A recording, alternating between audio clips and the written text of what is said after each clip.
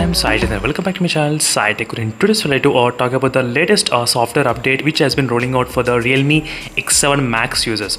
Yes friends, finally the Realme X7 Max is going to get the next update, which is the 8.16 version. So right now my unit did not receive the update, but a lot of other users are actually receiving the 8.16 version. As you can see, right now I'm using only 15, but 16 has got really good improvement in terms of the dynamic RAM expansion. Yes friends, a lot of users did comment under my videos saying that they did receive the software update. As you can see, these are the comments which I did ask them what is the version they got, and they did mention that they got about 8.16. As you can see friends, 8.16 is a new update which has been updated for the Realme X7 Max, and with this update we are going to get the dynamic RAM expansion.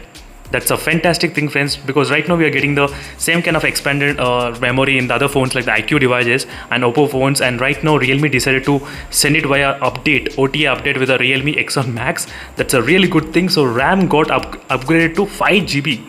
So it's fantastic. So I think 5 GB plays 8 GB. So overall I think close to kind of 13 GB of RAM will be there, I think so, in the Realme X7 Max after the software update, which I'm really interested to update in my phone. So make sure to check your devices friends. This video is basically I uploaded because the Realme X7 Max users, whoever got the mobile phone, try to click on the software update frequently and try to check the software update whether you did receive or not. So once after I receive the update, I'll try to make a video, and after that I'll try to do the speed test comparison and RAM management comparison with the other phones. Then let's check how is the dynamic RAM, is it helping in the Realme X7 Max phone or not. And thank you for watching this video friends. This is a small video which I thought of just giving the news and update on this Realme X7 Max.